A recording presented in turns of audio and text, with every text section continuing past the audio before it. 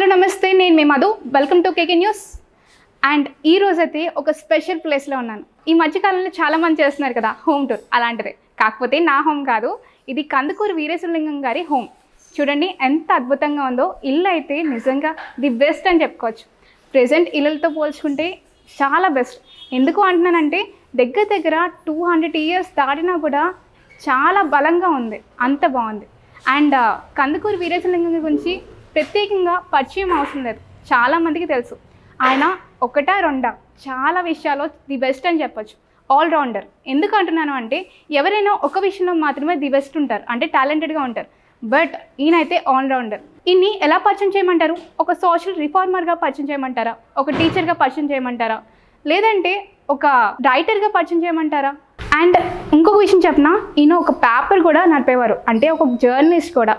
ఎందుకు ఇదంతా చేశారు అంటే ఎవరి పనిలో వాళ్ళు బిజీగా ఉంటారు, ఎవరి గురించి వాళ్ళు ఆలోచించుకుంటూ ఉంటారు, అంతే కదా. మనమైనా సరే మన కెరియర్ గురించి, మన ఫ్యామిలీ గురించి, తర్వాత ఏంటి అనే ఫ్యూచర్ గురించి ఆలోచిస్తాం తప్ప సమాజంలో జరిగే కొన్ని విషయాల గురించి పెద్దగా పట్టించుకున్నా ఒక స్టెప్ తీసుకోవడానికి ముందుకు రావు. బట్ చాలా తక్కువ మంది ఆ స్టెప్ తీసుకుంటారు.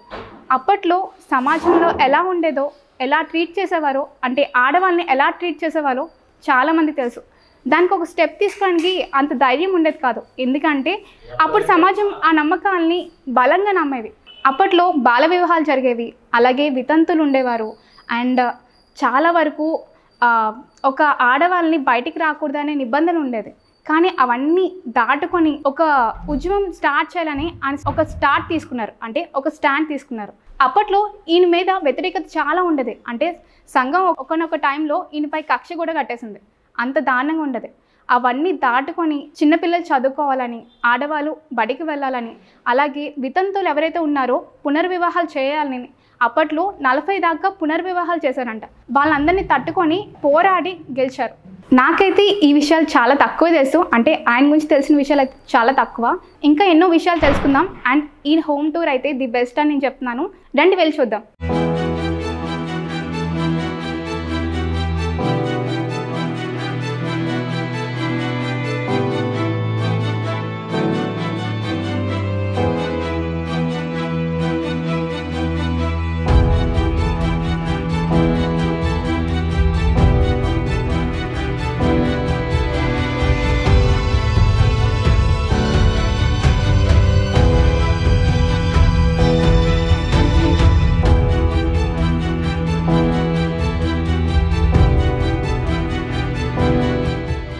సో మొత్తానికి అయితే ఫస్ట్ ఫ్లోర్కి వచ్చేసాం. నిజం చెప్తున్నాను, అప్పటి కట్టడాలు అంటే ఏమో అనుకున్నాను, కానీ డూప్లెక్స్ హౌస్లు కూడా ఉన్నాయంటే నిజంగా నమ్మలేకపోతున్నాను. నిజంగా ఎక్స్ట్రాడినరీ టెక్నాలజీ.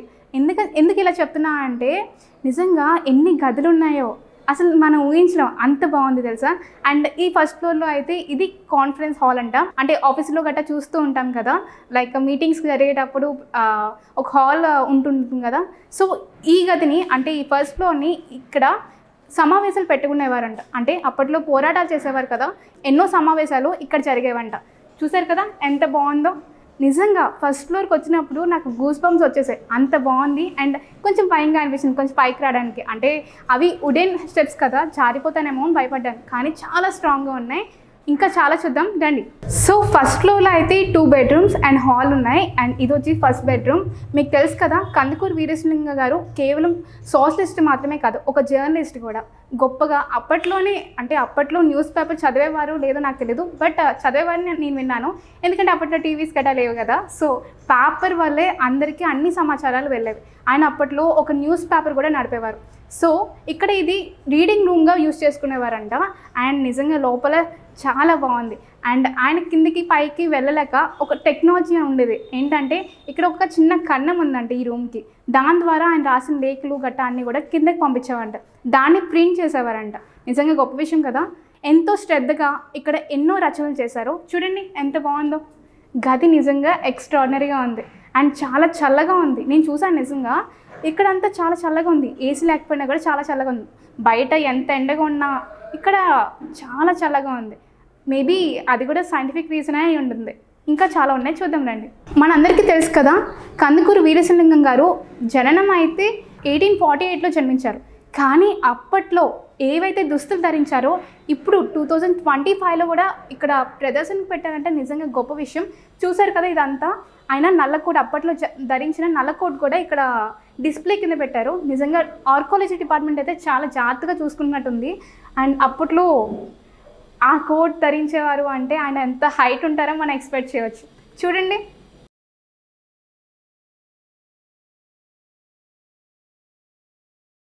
ఇది కందుకూరి వీరేశలింగం గారు అప్పట్లో యూజ్ చేసిన దుప్పటి మఫ్లర్.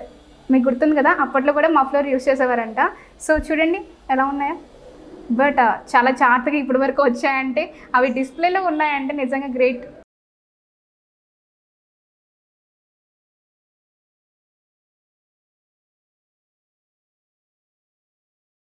నా వెనకాతలు ఉన్నాయి చూసారా, ఇవి అప్పట్లో ఆయన రాసిన అకౌంట్స్ అంట. మనం తెలుసు కదా, ఏదైతే ఖర్చు పెట్టామో అవన్నీ కూడా లెక్కలు రాసుకుంటూ ఉంటాం. అంటే ఇంట్లోనే కాదు, బయట ఆఫీస్ అయినా సరే, ఎక్కడైనా సరే ప్రతి దానికి ఒక లెక్క ఉందని చెప్పి ప్రతి ఒక్కరు అనుకుంటారు. అంటే ప్రెజెంట్ డేస్లో అవన్నీ ఎవరు పట్టించుకోవట్లేదు అనుకోండి. బట్ అప్పట్లో మీకు తెలుసు కదా, కందుకూరి వీరేశలింగం గారు అప్పట్లో ట్రస్ట్ నడిపేవారు. సో దానికయ్యే ప్రతి ఖర్చు, బియ్యం అయి ఉండొచ్చు, లేదంటే ఇంక దేనికైనా ఖర్చు పెట్టి ఉండొచ్చు, ప్రతిదీ కూడా లెక్కలు ఉండేదంట. అంటే ప్రతి రూపాయి కూడా మంచికి ఉపయోగించాలని చెప్పి ఆయన డిసైడ్ అయ్యారు. సో ప్రతిదీ కూడా లెక్కలు ఉండాలని చెప్పి ఆయన అప్పట్లో అకౌంట్స్ కూడా మెయింటైన్ చేసేవారు. అండ్ ఇంకోటి ఏంటంటే, ఈ ట్రస్ట్ ఎక్కువగా స్త్రీ విద్య కోసం, వితంతువుల కోసం కొంచెం అమౌంట్ ఏదైతే ఉందో ప్రతిదీ ఖర్చు పెట్టేవారంట. అండ్ ఈ అమౌంట్ అయితే ఎంతోమంది దగ్గర ఫండ్స్ కలెక్ట్ చేసి ప్రతిదీ కూడా వారి కోసం మాత్రమే ఉపయోగించేవారు. పర్సనల్గా ఒక్క రూపాయి కూడా ముట్టుకునేవారు కాదంట. నిజం చెప్పాలంటే ఇప్పుడు ఈ రాజమండ్రిలో ఇన్ని కాలేజెస్ లేదంటే ఇన్ని ట్రస్ట్స్ ఉన్నాయంటే కేవలం ఆయన వల్ల సాధ్యమైంది. ఆయన సొంత ఆస్తులు కూడా మిగతా వాళ్ళ కోసమే ఖర్చు పెట్టేవారంట. అంటే అప్పుడు స్త్రీ విద్య కోసం లేదంటే వితంతువుల కోసం ఖర్చు పెట్టేవారంట.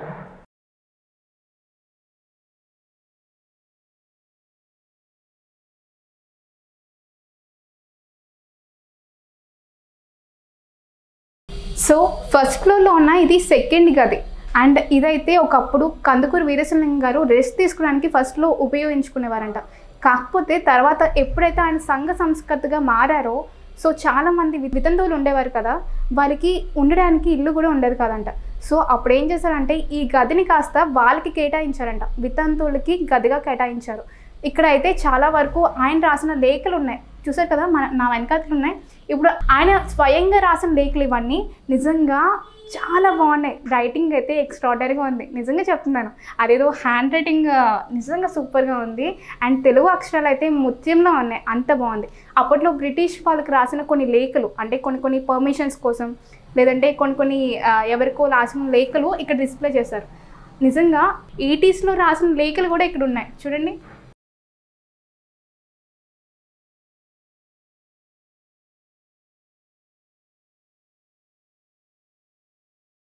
కందుకూరి వీరేశలింగం గారు గొప్ప రైటర్ అని కూడా చెప్పొచ్చు. ఎందుకంటే ఆయనకి సాహిత్యం అంటే చాలా ఇష్టం అంట. అండ్ ఇంకోటి ఏంటంటే, ప్రతి ఒక్కరికి కూడా సాహిత్యం అంటే ఇష్టమే. ఇష్టం లేకుండా ఎలా ఉంటుంది చెప్పండి. బట్ రాసేవారికి ఒక ప్రేరణ అంటూ ఉంటుంది. ఆయనకి ఏంటి అంటే, స్త్రీ విద్య, వితంతువుల బాధలు చూసి చలించి, మనుషులకి మాటలతో చెప్తే అర్థం కాదు అంటే ప్రతి ఒక్కరి దగ్గరికి వెళ్ళి చెప్తే వాళ్ళు అర్థం చేసుకుంటారో లేదో తెలీదు, కష్టం కదా ప్రతి ఒక్కరి దగ్గరికి వెళ్ళి చెప్పడం. బట్ సాహిత్యంతో కొన్ని రచనలు రాస్తే ఎంతోమందికి చేరుతుంది, వాళ్ళు మారుతారనే ఉద్దేశంతో ఎన్నో రచనలు రాశారంట. అప్పట్లోనే 130 కంటే ఎక్కువగానే రచనలు రాశారంట. చూడండి, అందులో కొన్ని అయితే ఇక్కడ పొందుపరిచారు. నిజంగా చాలా అద్భుతంగా ఉన్నాయి. కానీ అప్పట్లో రాసిన కూడా ఇప్పటి వరకు జాగ్రత్తగా చూసుకున్నా అంటే నిజంగా గొప్ప విషయం అని చెప్పొచ్చు. బట్ ఇదేంటంటే ఇన్స్పిరేషన్గా ఉంటుంది తర్వాత జనరేషన్కి.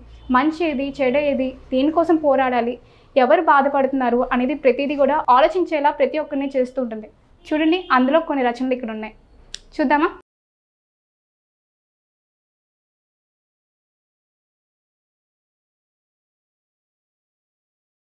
ఇదంతా వరండా అనమాట. మొత్తం ప్లేస్ చాలా ఎక్కువ ఉంది చూసారు కదా. నిజంగా చెప్తున్నాను, చిన్న ప్లేస్లో కదా చాలా అద్భుతంగా కట్టారు. ఇక్కడికి వచ్చిన తర్వాత నాకు అర్థమైంది, ఈ ఫస్ట్ ఫ్లోర్కి 2 మార్గాలు ఉన్నాయంట. ఇందాక మనం వచ్చాం కదా లోపల నుంచి, అదొక మార్గం. అండ్ ఇక్కడ నుంచి కూడా మెట్లు ఉన్నాయి చూడండి, ఇక్కడ నుంచి వెళ్ళిపోవచ్చు కూడా. 2 మెట్లు ఉన్నాయి. ఇంత అద్భుతంగా కట్టడాలు ఉంటాయని నేను నిజంగా అనుకోలేదు. నాకైతే భలే నచ్చేసింది. ఇదంతా కూడా వరండా. అండ్ అది కూడా అక్కడ సందు ఉంది. అండ్ చాలా అద్భుతంగా ఉంది, చూద్దరు కదండి. ఎంత బాగుందో. కందుకూరి వీరేశలింగం గారు గొప్ప జర్నలిస్ట్ అనే విషయం చాలా మందికి తెలుసు. అండ్ అప్పట్లో ఆయన వివేకవర్ధిని అనే న్యూస్ పేపర్ నడిపేవారంట. ఎందుకు అంటే అప్పట్లో బాల వివాహాలు ఎక్కువగా ఉండేవి. చిన్నపిల్లలు, అదే ఆడపిల్లలు అసలు చదువుకు పంపించేవారే కాదు. ఏదో చదువు చెప్పడం అంటే ఏదో గొప్ప క్రైమ్గా చూసేవారు. అంటే చిన్నపిల్లలు, అది కూడా ఆడపిల్లలు చదువుకుంటే చాలా పెద్ద క్రైమ్గా చూసేవారు. అవన్నీ రూపుమాపాలని, ఇలాంటి దురాచారాలకి దూరంగా ఉండాలని చెప్పి అండ్ సమాజంలో ఒక మార్పు తీసుకురావాలని ఈ మార్గాన్ని ఎంచుకున్నారు. అంటే సాహిత్యం అయితే మనుషుల్ని మారుస్తుందనే ఒక అభిప్రాయంతో ఒక న్యూస్ పేపర్ స్టార్ట్ చేశారు. అప్పుడు వివేకవర్ధిని అనే పేరు ఉండేది అంటే ఆ న్యూస్ పేపర్కి. అప్పట్లోనే 80స్లోనే ఈ మిషన్ తీసుకొచ్చారంట. బ్రిటిష్ పరిపాలనలో బ్రిటిష్ దేశాల నుంచి తీసుకొచ్చారంట. సో అప్పట్లోనే దీని మీదే ప్రింట్ చేసేవారంట న్యూస్ పేపర్స్ని. అవన్నీ కూడా సమాజంలో చాలామందికి పంచేవారంట. దానివల్ల కొంత మార్పు వచ్చేది. చూసారు కదా ఎంత అద్భుతంగా ఉందో. అప్పటి టెక్నాలజీ ఏదైనా ఓల్డ్ ఈజ్ గోల్డ్ అంటారు కదా, అలాగే ఉంది. చాలా బాగుంది. ఈరోజు మనం కందుకూరి వీరేశలింగం గారి గురించి తెలుసుకుందాం అనుకున్నాం కదా. మనతో ఉన్నారు assistant director and archaeology department Thimmaraj గారు. నమస్కారం సార్. నమస్తే మేడం. సార్, ఈరోజు మాకు కందుకూరి వీరేశలింగం గారి గురించి కొన్ని విషయాలు చెప్తారా సార్? కందుకూరి వీరేశలింగం గారు ఈ రాజమహేంద్రవరం నగరంలో జన్మించి అనేక సామాజిక సేవా కార్యక్రమాలు చేశారు. ఆయన్ని యుగపురుషుడు, నవయుగ కవి, వైతాళికుడు అని కూడా అంటారు. ఆయన గద్య తిక్కనని కూడా అంటారు. ఆయన ఒక రచయిత కూడా. అన్నిటికన్నా ముఖ్యంగా ఆయన అనేక సాంఘిక సంస్కరణోద్యమాలు మన రాజమహేంద్రవరాన్ని కేంద్రంగా చేసుకుని ఆయన యొక్క చైతన్యంతో ఆంధ్రప్రదేశ్ మొత్తం కూడా అనేక సాంఘిక సంక్షేమ సంస్కరణలు ఆ రోజున జరిగినాయి. మరి ముఖ్యంగా బాలికలకు విద్య మరియు వితంతువులకి పునర్వివాహాలు అన్నీ ఆయన ఆ రోజుల్లోనే చేయించారు. ఓకే, చాలా గ్రేట్ పర్సన్ సార్. నిజంగా ఎప్పుడు మన కోసమే ఆలోచించి ప్రజలు ఉన్న ఈ సమాజంలో పక్క వాళ్ళ గురించి లేదంటే వితంతువుల గురించి, సమాజం గురించి ఆలోచించే వ్యక్తి వచ్చారు అంటే నిజంగా గ్రేట్ విషయం సార్. సో ఆర్కియాలజీ డిపార్ట్మెంట్ ఆయన సంబంధించిన ఇల్లుని చాలా జాగ్రత్తగా చూసుకుంటున్నారు కదా సార్. పురావస్తు శాఖ యొక్క ప్రధాన ఉద్దేశం ఏంటంటే చారిత్రక కట్టడాలని, స్మృతి కట్టడాలని అన్నిటినీ పర్యవేక్షించి పరిరక్షించి తర్వాతి తరానికి వాళ్ళ యొక్క ఆ వ్యక్తుల యొక్క మహోన్నతంతో పాటు వాళ్ళు నివసించిన యొక్క స్థలాల్ని, వాళ్ళు నివసించిన యొక్క కట్టడాలను కూడా తర్వాతి తరాలకి అందజేయడమే మా యొక్క పురావస్తు శాఖ యొక్క ప్రథమ కర్తవ్యం. ఆ భాగంగా మేము ఈ కందుకూరి వీరేశలింగం గారి యొక్క నడయాడిన ఆయన ప్లేస్ని, ఆయన పుట్టిన ఆయన ఈ యొక్క గృహాన్ని, ఆయన వాడిన వస్తువుల్ని అన్నిటిని కూడా సంరక్షించి మేము వాటిని పరిరక్షిస్తున్నాము. తర్వాత తరానికి కూడా అందజేయడానికి మేము ప్రణాళిక చేస్తూ ఉంటాం. Okay sir. సార్, మనకి కందుకూరి వీరేశలింగం గారి హౌస్ని ఒకసారి మాకు చూపిస్తారా? తప్పనిసరిగా. Okay sir. ఈ యొక్క గదిలో ఆయన పుట్టడం జరిగింది. యాక్చువల్గా ఇది వీరేశలింగం పంతులు గారి యొక్క అమ్మమ్మ గారి గృహం. సో అమ్మమ్మ గారి దగ్గరే పిల్లలు పుడతారు కాబట్టి ఆయన వాళ్ళ యొక్క అమ్మమ్మ గారి ఇంట్లో పుట్టడం జరిగింది. సో ఆ మహనీయుడు జన్మించిన గది, ఈ గృహం ఇదే.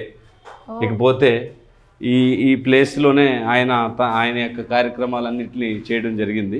ఈ ప్రాంతం నుంచే అనేక చైతన్య కార్యక్రమాలు, ఈ ప్రజల్లో చైతన్యం కలిగించే కార్యక్రమాలతో పాటు బాలికలకు విద్య, ఆ రోజుల్లో బాలికలకి సపరేట్గా విద్య ఉండేది కాదు. కో ఎడ్యుకేషన్ సిస్టాన్ని, జ్ఞాన సమాజ మందిరాలని ఎన్నిటిని ఆయన నిర్మిస్తూ దాంతోపాటు వితంతు వివాహాలను కూడా ఆయన చేయడం జరిగిందన్నమాట. ఇక్కడే మీరు చూస్తే అటుపెట్టి 1881 మే డిసెంబర్ 11వ తారీఖున గోగులపాటి శ్రీరాముడు గౌరమ్మ అనే వితంతువులకి, ఆవిడ వితంతు ఆ రోజుల్లో. సో ఆయనకు కూడా ఆయన యొక్క భార్య చనిపోతే వీళ్ళిద్దరికీ వితంతు తొలి వివాహాన్ని ఈ యొక్క గృహంలో ఇదే ప్లేస్లో జరిపించడం జరిగింది. ఆ రోజున అనేక ఆటుపోట్లను ఎదుర్కొని సమాజంలో కట్టుబాట్లను ఎదిరించి ఆ యొక్క వితంతు తొలి వివాహాన్ని ఆయన ఆ రోజు జరిపించడం జరిగింది. దానికి గుర్తుగా ఇవన్నీ ఆయన గుర్తుగా చిహ్నంగా దీన్ని ఒక స్మృతి చిహ్నంగా ఇక్కడ మేము దీన్ని పెట్టడం జరిగింది. ఓకే, నిజంగా సార్ అప్పట్లో అంత ఫ్రీడమ్ ఫైటర్స్కి ఈక్వల్గా, అంటే నార్మల్గా అయితే ఫ్రీడమ్ ఫైటర్స్ బయట దేశాలతో పోరాడారు విముక్తి కావాలని చెప్పి, ఈయన అయితే సమాజంతోనే పోరాడి సమాజంలో మన సమాజంలో ఉన్న రుగ్మతలతో, మన సమాజంలో ఉన్న మన వ్యక్తులతోనే ఆచారాలు కట్టుబాట్ల వల్ల మన యొక్క ఏ విధంగా మన యొక్క స్వాతంత్రాన్ని కోల్పోతున్నాము అన్న విషయం మీద ఆయన పోరాడి మీరు చెప్పినట్టు నిజంగా మన యొక్క వ్యక్తుల ద్వారా స్వతంత్రం తెచ్చుకున్నారన్నమాట. స్వతంత్ర సమరయోధులు బయట దేశాలు వాళ్ళతో పోరాడి స్వతంత్రం తెచ్చుకుంటే ఈయన మన యొక్క సాంఘిక దురాచారాలని రూపుమాపుతూ మన యొక్క వ్యక్తులతో మన యొక్క కట్టుబాట్లతోనే పోరాటం చేసి మనందరికీ స్వాతంత్రాన్ని కలుగజేశారు. ఈ రోజు ఇలా ఉందంటే ఆయన వల్లే. సో ఆయన గొప్ప జర్నలిస్ట్ అని కూడా విన్నాం సార్. అవునండి, ఆయన జర్నలిస్ట్ అనటం కన్నా ఒక రచయిత, ఒక మంచి రచయిత. ఆయన అనేక పుస్తకాలు ఆయన రచించారు. ఆయన నవలాకారుడు. తెలుగు యొక్క తొలి తెలుగు నవల రాజశేఖర చరిత్ర ఆయనతోనే రాయబడింది. అందుకనే ఆయన నవయుగ కవి వైతాళికుడు అని కూడా అంటారు అన్నమాట. ఆయన యుగ పురుషుడు అని చెప్పచ్చు. ఓకే, ఆయన చనిపోయి ఇన్ని సంవత్సరాలైనా ఇంకా గుర్తుపెట్టుకున్నా అంటే అందుకే కారణం అనుకుంటా సార్. సో ఇక్కడ మేము అంటే ఈయన హౌస్ టూర్లో ఇక్కడ అంటే బ్రిటిష్ దేశాల దగ్గర నుంచి ఒక మిషన్ తీసుకొచ్చారంట. ఆ రోజుల్లో అత్యంతరం లేదు కాబట్టి మనం ఏదన్నా చెప్తే ఆ రోజుల్లో అందరికీ తెలియాలంటే ఒక మాట చెప్తే వెంటనే అయిపోతుంది, అప్పటికి పోతుంది. సో అది ఒక పేపర్ రూపంలో ప్రచురించి ముద్రించి అందరికీ అందజేయడం వల్ల ఆ విషయాలు అందరికీ తెలిసి వాళ్ళందరూ చైతన్యులు కావాలన్న ఉద్దేశంతో ఆయన ఆ రోజుల్లో సాహిత్యమే కానీ అప్పుడులో ఉన్న దురాచారాలను అరికట్టడంలో భూమికను పోషిస్తూ అనేక కరపత్రాలను ముద్రించి సమాజంలో ఉన్న వాళ్ళకి అందరికీ అందిస్తూ ఆయన చైతన్యపరుస్తూ ఉండేవాళ్ళు. ఆ క్రమంలో భాగంగానే మీరు ఇందాక అక్కడ చూసినట్లయితే ఆ యొక్క అంచుయంత్రాన్ని యూరోప్ దేశం నుంచి రప్పించి అక్కడే హితకారిణి సమాజం ద్వారా తర్వాత వివేకవర్ధిని అనే పత్రికలు అక్కడి నుంచి అచ్చు చేయడం జరిగింది అన్నమాట. ఇక్కడే చేసేవాళ్ళు, ఇదే రూమ్లో అక్కడే చేసేవాళ్ళు. ఆ పైన ఉండేవారు ఆయన, పైన రూమ్లో ఉండి రాస్తూ కిందకి పంపిస్తే కింద వాళ్ళు ముద్రించేవాళ్ళు. అదే ముద్రణా యంత్రం. ఇది ఆయన పడక గది. నిజంగా అద్భుతంగా ఉంది సార్. అప్పట్లో ఇలాంటి కట్టడాలు ఉన్నాయి అంటే నిజంగా తెలుసుకోలేకపోయాం సార్. ఎందుకంటే దగ్గర 6 గదుల వరకు ఉన్నాయి మొత్తం లెక్క పెట్టుకుంటూ ఉంటాయి. కిందనే దగ్గర 3 ఉన్నాయి, ఇంకా పైన ఇంకా చాలా గదులు ఉన్నాయండి. మీరు కరెక్ట్ గా లెక్క పెడితే ఇంచుమించు 9 గదుల నుంచి 11 గదుల వరకు ఉన్న ఒక లోగిలి మాట. ఇది పెద్ద లోగిలి. 80s లో ఇంత అద్భుతంగా కట్టడాలు ఉన్నాయని సంగతి నిజంగా మాకు తెలియదు సార్. అంటే ఇప్పుడు టెక్నాలజీ వచ్చి రావడం వల్ల డూప్లెక్స్ హౌస్ గట్ట ఉన్నాయి అనుకున్నాం తప్ప ఆ రోజుల్లోనే డూప్లెక్స్ హౌస్ అని చెప్పొచ్చు దీన్ని. నిజంగా మినీ సార్. అవును.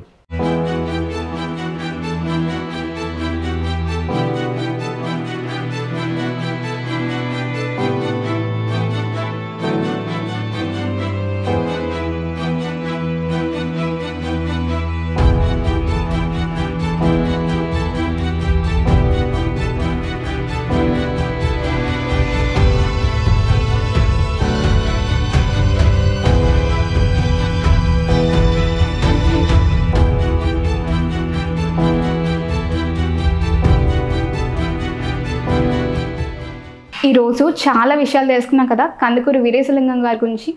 అండ్ ఇదైతే మంచి ఇన్ఫర్మేషన్ అనుకుంటున్నా. అండ్ ఇంకోటి ఏంటంటే చాలామందికి ఇన్స్పిరేషన్గా నిలిచారు.